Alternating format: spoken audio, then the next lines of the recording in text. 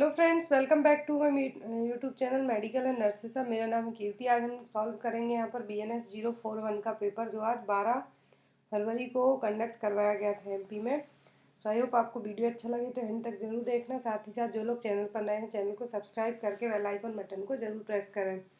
तो ये पेपर है BNS 041 जो फाउंडेशन ऑफ कम्युनिटी हेल्थ के लिए कंडक्ट करवाया गया था आफ्टर 6 मंथ की ट्रेनिंग की CHO में बाद में। तो इसको टर्म एंड एग्ज़ाम भी हम कह सकते हैं।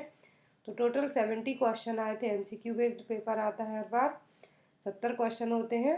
3 घंटे का टाइम दिया जाता है।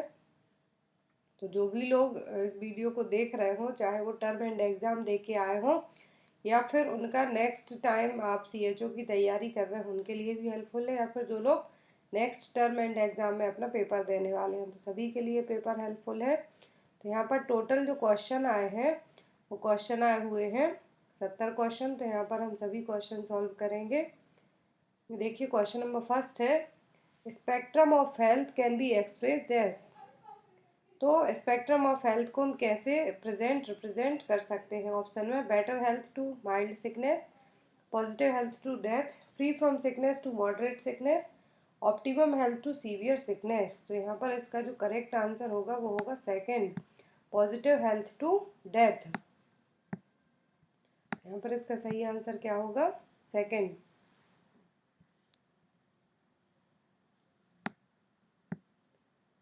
Next question, question number second, measures to be taken under primary level of prevention are.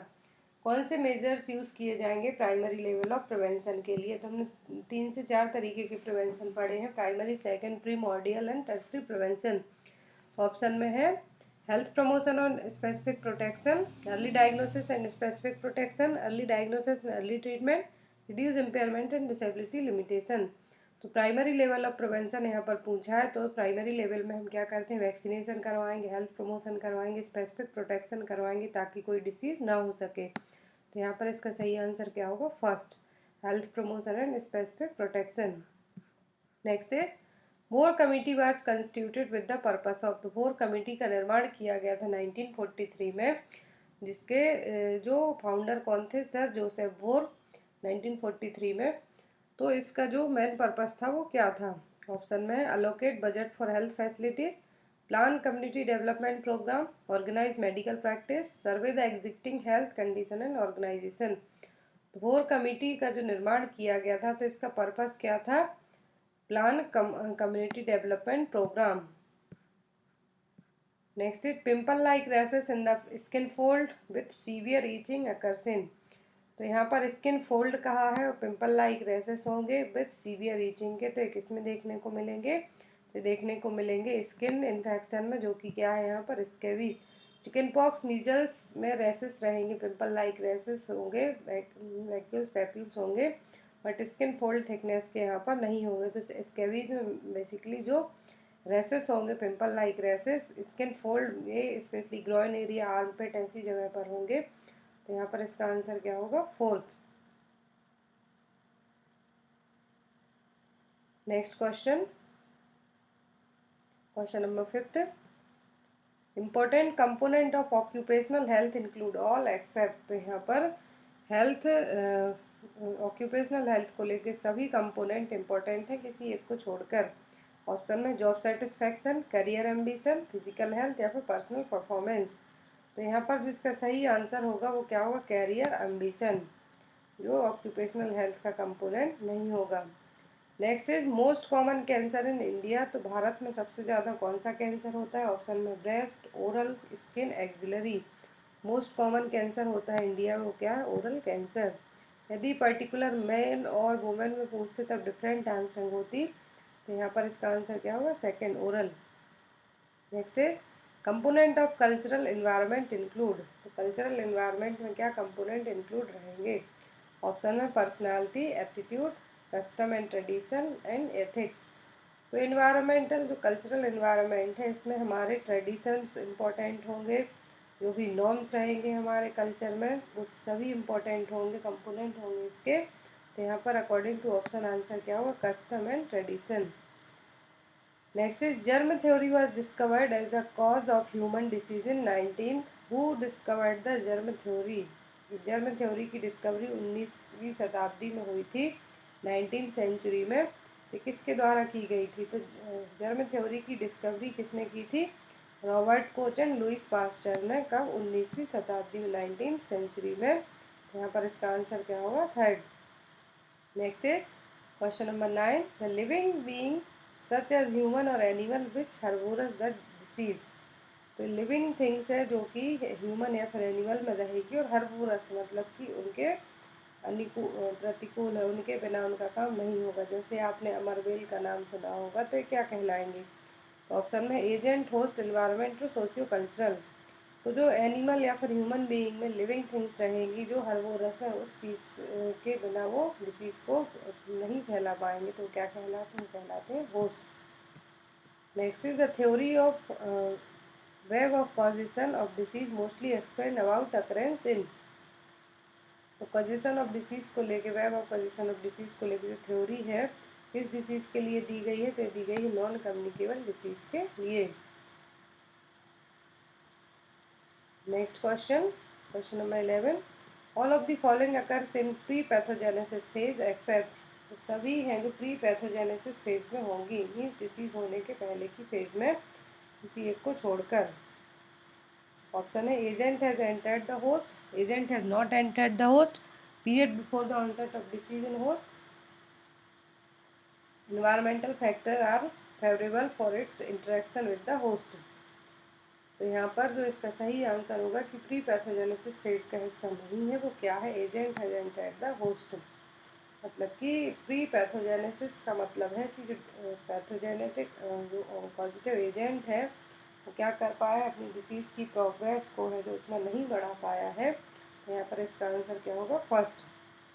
Next है early diagnosis and adequate treatment are specific intervention undertaken the. तो यहाँ पर अर्ली डायग्नोसिस और एडिक्वेट ट्रीटमेंट है जो इसका स्पेसिफिक इंटरवेंशन है। तो सबसे पहले डिसीज़ को डायग्नोस करके ट्रीट करना किसका प्रिवेंशन, किस लेवल ऑफ प्रिवेंशन में आएगा? ये आएगा सेकेंडरी लेवल ऑफ प्रिवेंशन में। Sorry. Next question, question number 13, loss और damage of a part of a body consequent to disease is known as. तो किसी डिसीज़ के कारण यदि हमारी बॉडी का कोई पार्ट डैमेज हो जाए या फिर लॉस हो जाए, किसी डिसीज़ का परिणाम कह सकते हैं हमें, ये क्या कहलाएगा? ऑप्शन में है डिसीज, डिसेबिलिटी, हैंडीकेप या फिर इम्पेयरमेंट। तो किसी डिसीज़ के परिणाम स्वरूप यदि हमारी बॉडी का कोई पार्ट डैमेज होता है या लॉस होता है, तो क्या कहलाएगा? Impairment. Next is restoration of anatomical and physiological function is a type of. देखिए question number 14, restoration of anatomical and physiological function is a type of. तो हमारी बॉडी के एनाटॉमिकल और फिजियोलॉजिकल फंक्शनिंग को प्रॉपर फिर से रिस्टोर करने के लिए कौन सा रिहेबिलिटेशन है जो यूज़ किया जाएगा? ऑप्शन में वोकेशनल, मेडिकल, सोशल या फिर इमोशनल। तो जो रिहेबिलिटेशन यूज़ किया जाएगा वो क्या होगा? मेडिकल रिहेबिलिटेशन, जिसमें हम अपनी बॉडी के एनाटॉमिकल और फिजियोलॉजिकल दोनों पार्ट को रिस्टोर कर सकते हैं, उनकी फंक्शनिंग ऐसे दोबारा से करवा सकते हैं। Next question, question number 15, all of the following are job responsibility of community health officer except. सभी यहाँ पर जॉब रिस्पॉन्सिबिलिटी है CHO की, किसी एक को छोड़कर। ऑप्शन में है implementation of national health programmes, administration and management of health and wellness centre, implementation of biomedical waste disposal guideline, overall supervision of PSC। तो एक CHO का, कम्युनिटी हेल्थ ऑफिसर की जो रिस्पॉन्सिबिलिटी होंगी, जितने भी नेशनल हेल्थ प्रोग्राम हैं उनको इम्प्लीमेंट करवाना, और जो नेशनल हेल्थ प्रोग्राम इम्प्लीमेंट होने के बाद ही वहाँ का जो भी आपकी रिस्पॉन्सिबिलिटी होती हैं, तो हेल्थ एंड वेलनेस सेंटर और सब सेंटर में एडमिनिस्ट्रेशन और मैनेजमेंट को देखना, बेस्ट डिस्पोजल गाइडलाइन को फॉलो करवाना। बट PSC का सुपरविज़न है जो CHO के अंडर में नहीं आएगा। तो यहाँ पर इसका आंसर क्या होगा? Fourth. Next question, question number 16, all activities are carried out under national vector borne disease control programme except. तो यहाँ पर सभी जो एक्टिविटीज़ हैं national vector borne disease control programme NVBDCP, मैंने इसका आपको शॉर्ट फॉर्म पहले भी बताया है। जिसमें 6 डिसीज़ हैं जो इंक्लूड होती हैं national vector borne disease control programme में। तो सभी एक्टिविटीज़ की जाती हैं किसी एक को छोड़कर। ऑप्शन में passive surveillance, active surveillance, collection of blood smear और provide health education. National vector borne disease control programme में एक्टिव सर्विलेंस है जो नहीं करवाया जाता। Next is all are the roles of health worker female related to immunization except. तो यहाँ पर फीमेल हेल्थ वर्कर के सभी रोल्स हैं इम्यूनाइजेशन को लेकर किसी एक को छोड़ के। ऑप्शन में TT for pregnant mother, treat complication, immunise children below 5 year, maintaining records of immunisation. तो फीमेल हेल्थ वर्कर के जो रोल्स होंगे, टीटी प्रोवाइड कराना प्रेग्नेंट मदर को, इम्यूनाइजेशन करवाना बिलो 5 ईयर तक की एज के बच्चों को, और जो इम्यूनाइजेशन करवाया है उस रिकॉर्ड को मेंटेन करके रखना। बट कॉम्प्लिकेशन ट्रीट करना क्या है, फीमेल हेल्थ वर्कर का काम नहीं है। Next is organisation of people institution and resources to deliver health care services to target population is. तो ये क्या कहलाएगा, जिसमें लोगों को, इंस्टीट्यूशन को और हेल्थ केयर डिलीवरी सर्विसेज से उनको टारगेट पॉपुलेशन तक ऑर्गेनाइज करवाना, कहलाएगा health care delivery system. Next is all of the following characteristics must be kept in mind while setting goals for health planning except. जब आप health planning के लिए अपने गोल बना रहे हो तो आपके दिमाग में क्या चीज़ें हैं जो होनी चाहिए। ऑप्शन में प्रायोरिटीज, रियलिस्टिक, वेरिएबल और फिजिबल। तो आपकी जो फर्स्ट प्रायोरिटी होगी, प्रायोरिटी वाइज आपको हेल्थ प्लानिंग को गोल बनाना है, रियल चीज़ों के लिए आपको प्लान करना है, और जो आपने प्लानिंग की है वो क्या होनी चाहिए, फिजिबल, फ्लेक्सिबल होनी चाहिए। तो यहाँ पर इसका आंसर क्या होगा, थर्ड, वेरिएबल है जो प्लानिंग नहीं होनी चाहिए। Next question, question number 20, population covered by sub centre in hilly, tribal and backward area. सभी को पता है कि प्लेन एरिया में 5000 पॉपुलेशन रहती है एक सब सेंटर में, हिली और ट्राइबल एरिया है, पहाड़ी एरिया है, तो कितनी, 3000 पॉपुलेशन है जो रहेगी। Next question, question number 21, full form of AEFI। तो AEFI का जो फुल फॉर्म होता है वो होता है adverse events following immunization.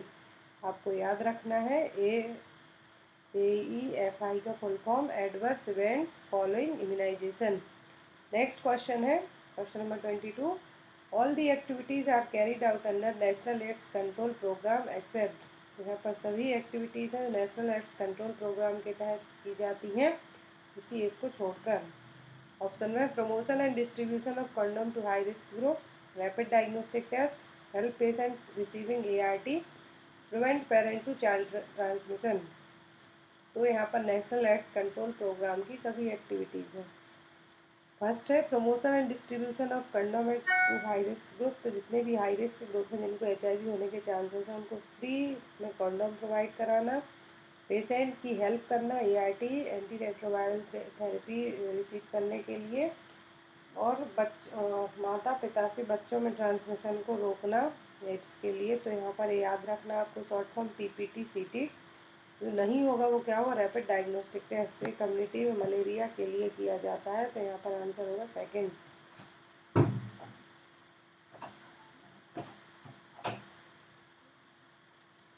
Next is health facility maintain by state government having 30 indoor beds.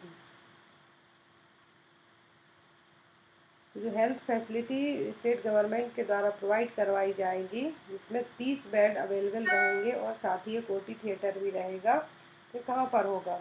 Option है CHC, PSC, सब डिस्ट्रिक्ट हॉस्पिटल या फिर डिस्ट्रिक्ट हॉस्पिटल। तो 30 इंडोर बेड्स अवेलेबल रहेंगे और OT भी रहेगी साथ में, कहाँ पर होगा, CHC में। CHC में जो बेसिक नॉर्मल ऑपरेशन होते हैं वो भी कंडक्ट करवाए जा सकते हैं। Next is to administrative area of health services at district level include all except. District level पर सभी हेल्थ सर्विसेज अवेलेबल हो सकते हैं किसी एक को छोड़कर। सब डिवीज़न, तहसील और ब्लॉक्स, कम्युनिटी डेवलपमेंट ब्लॉक, तीनों प्रेजेंट रहेंगे। हेल्थ डायरेक्टरेट है जो डिस्ट्रिक्ट लेवल पर प्रेजेंट नहीं होगा। Next question, question number 25, most important component of social environment is. Social environment का जो मोस्ट इम्पॉर्टेंट कंपोनेंट है वो क्या है। ऑप्शन है water, occupation, radiation and attitude.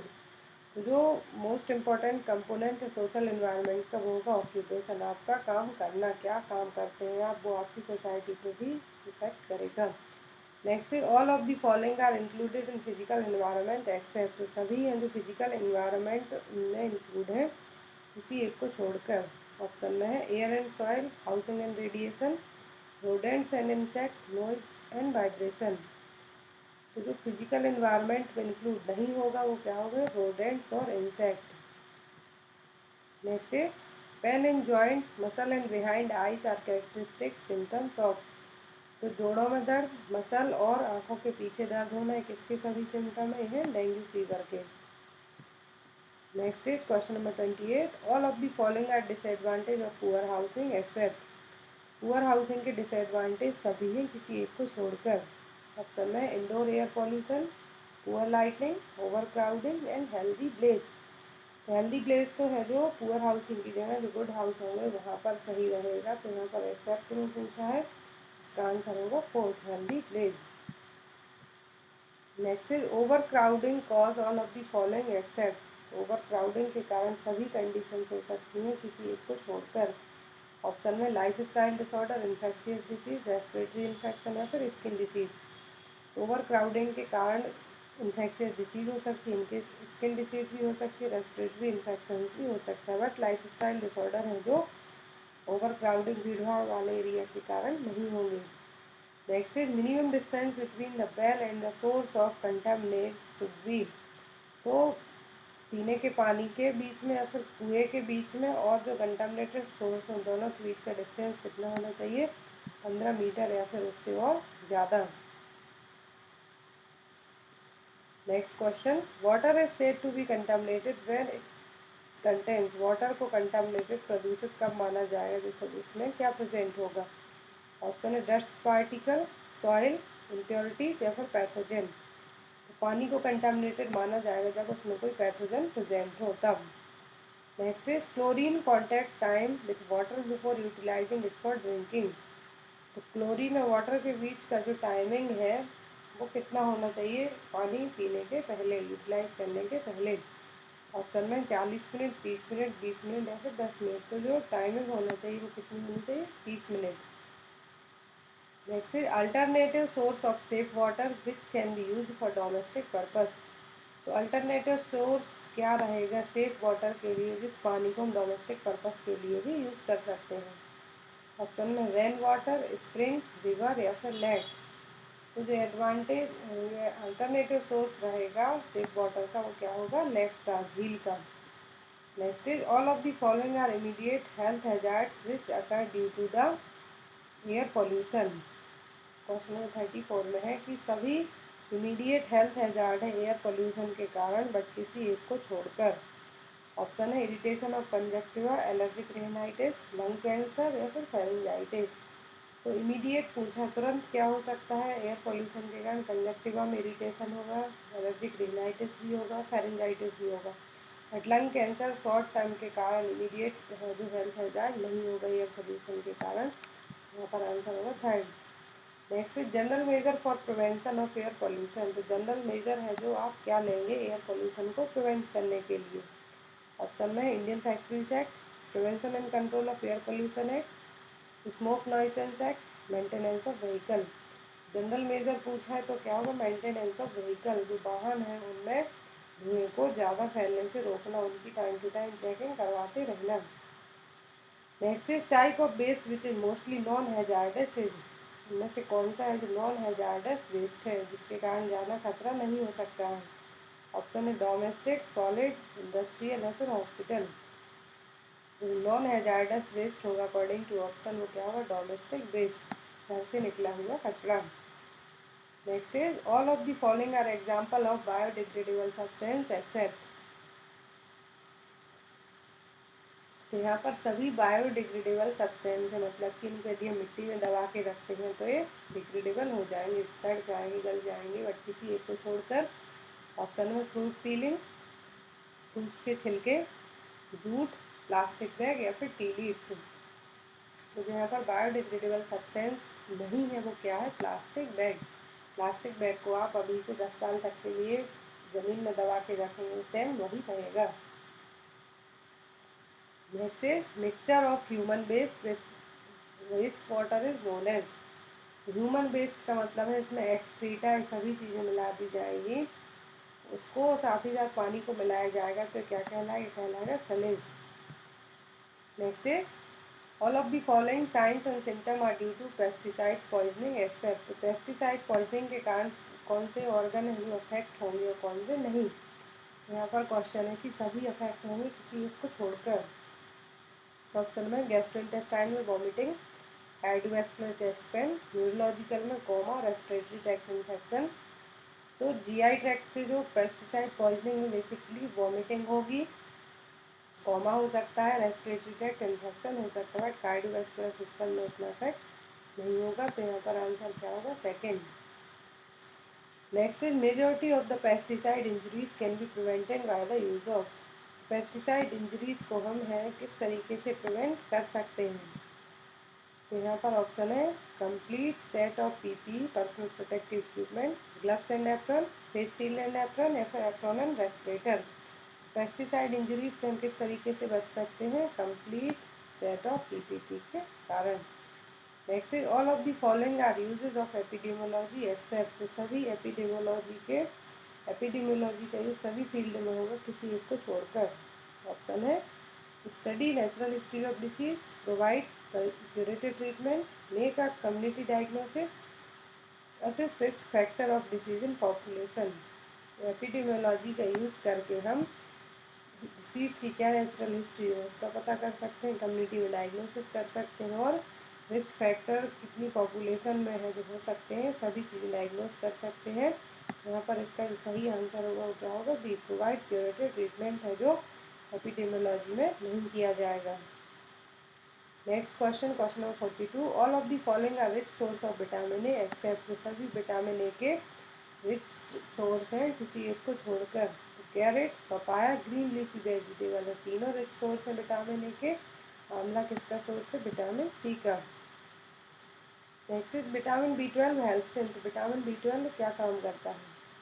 Option है carbohydrate, fat and protein metabolism, absorption of iron, prevention of diarrhoea, production of red blood cells. इसका सही आंसर क्या होगा, तो होगा A, carbohydrate, fat and protein metabolism. Next is neural tube defect in foetus can be prevented by administration of. NTD को हम क्या administer करके प्रिवेंट कर सकते हैं, तो सभी को पता है folic acid. As soon as आप कंसीव करने के बाद क्या दिया जाता है, फॉलिक एसिड, ताकि बेबी को न्यूरल ट्यूब डिफेक्ट की कंडीशन से बचाया जा सके।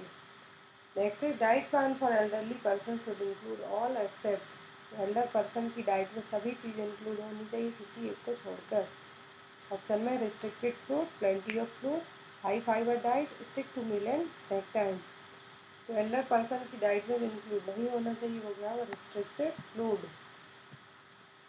Next is anthropometry involves physical measurement of an individuals. तो एंथ्रोपोमेट्री में इंडिविजुअल का क्या मेजर किया जाता है।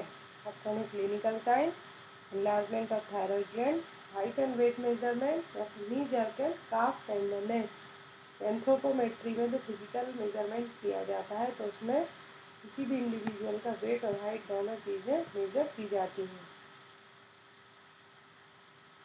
Next question, question number 47, mid day meal programme aims at improving the health of. Mid day meal programme में किसकी हेल्थ को इम्प्रूव करने के लिए दिया जाता है, mid day meal programme use होता है।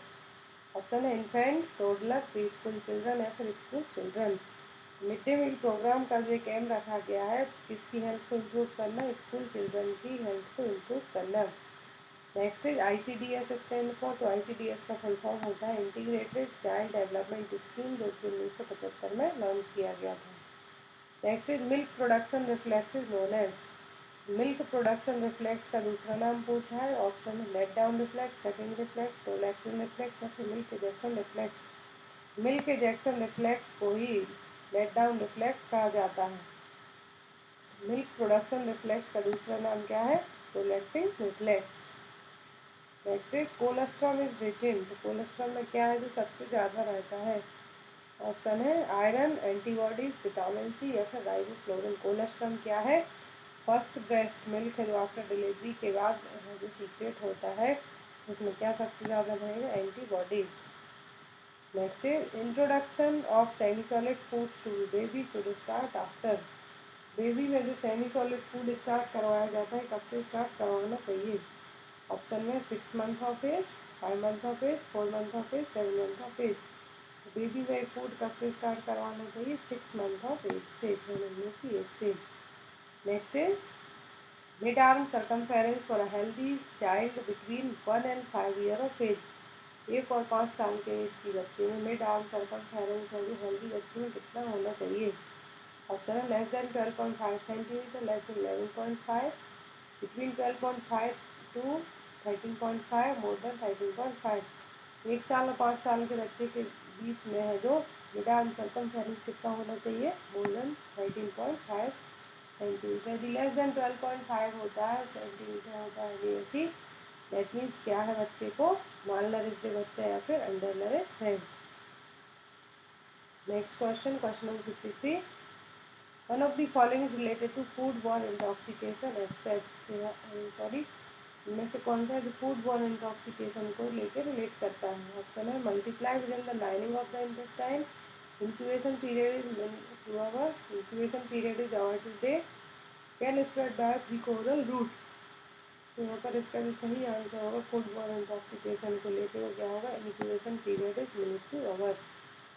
Next is milk adulteration is done which of the following product except. Milk adulteration सभी प्रोडक्ट्स के द्वारा की जा सकती है बट किसी एक को छोड़कर।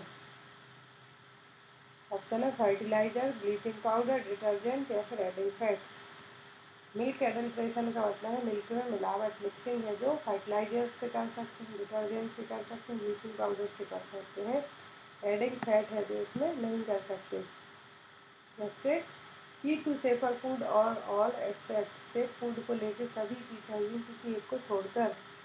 ऑप्शन में keep food at 5 degree Celsius to 60 degree Celsius, keep clean, separate raw and cooked food, use safe water and raw material.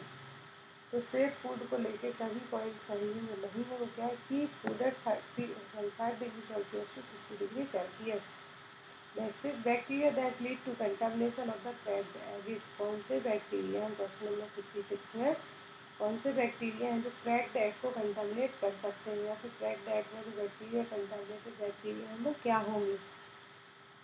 Option है E coli, salmonella, staphylococcus, streptococcus. Bacteria responsible रहेंगे इसके लिए वो क्या होंगे? Salmonella. Next is all of the following are the behavioural disorder except. सभी behavioural disorder है किसी एक को छोड़कर। बिहेवियरल डिसऑर्डर का मतलब है कि हमारे नॉर्मल डेली रूटीन को, बिहेवियर को अफेक्ट करेंगे। ऑप्शन है HIV AIDS, non communicable disease, STD and RTI या कम्युनाइटल डिसीज। तो सभी बिहेवियर डिसऑर्डर है। कम्युनाइटल डिसीज है जो हमारे बिहेवियर से इसका कोई लेना देना नहीं रह सकता क्योंकि हमारे बिहेवियर से इसका चेंज नहीं कर सकते। Next is all of the following are self directed health behaviour except. यहाँ पर सेल्फ डायरेक्टेड हेल्थ बिहेवियर सभी है किसी एक को छोड़कर। सेल्फ डायरेक्टेड हेल्थ बिहेवियर का मतलब है कि आप खुद से उन चीज़ों को चेक एंड असेस कर सकते हैं। ऑप्शन में diet, exercise, smoking and screening. जो हम खुद से नहीं कर सकते हैं वो क्या है? Screening. Next question, question number 59। A model focusing on attitude and beliefs of an individual is known as. Health belief model है जिसमें इंडिविजुअल का एटीट्यूड और बिलीफ को फोकस किया जाएगा तो क्या? Health belief model. Next is soft skill that reach to honesty, ethics, personal values is called. Soft skill है जिसमें हमारी ऑनेस्टी, इथिक्स और पर्सनल वैल्यूज रिलेट करती हैं तो क्या होगा? ऑप्शन है integrity, positive attitude, responsibility, adaptability. ये क्या कहलाएगा? Integrity. Next is all of the following are the example of work ethic except. Work ethic के एग्जाम्पल सभी है किसी एक को छोड़कर। ऑप्शन में loyalty, imitative, getting along with other, self motivated. जो एग्जाम्पल नहीं है वो क्या है? Getting along with other. Next is step of problem solving include all of the following except. Problem solving को लेकर सभी पॉइंट सही है किसी एक को छोड़कर। ऑप्शन है state the problem, evaluate the idea, specify the objective, create imagination. तो जो स्टेप प्रॉब्लम सॉल्विंग में नहीं है वो क्या है? State the problem.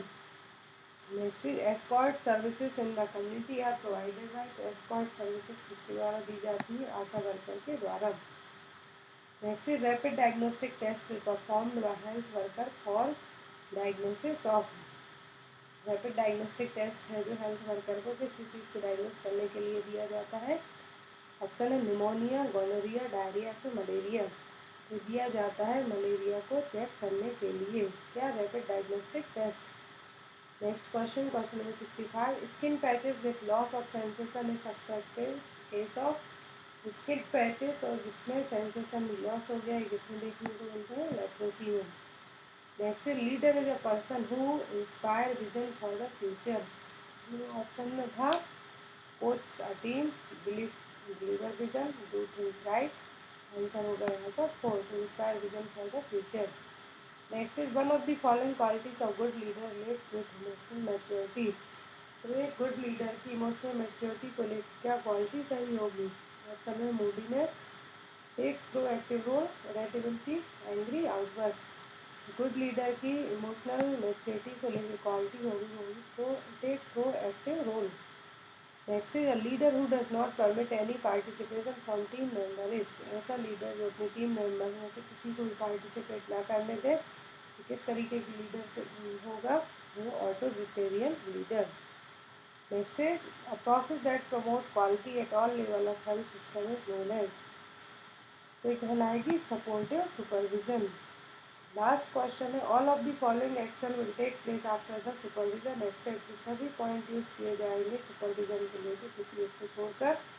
ऑप्शन में action and decision are recorded, regular follow up and problem solving, monitoring of weak area and improvement, follow up on prior visit and problem. यहाँ पर इसका जो सही आंसर होगा second, regular follow up and no problem solving. तो एक guys total 70 MCQs। I hope आपको video अच्छा लगा हो तो लाइक जरूर करना। Thank you for watching, bye bye.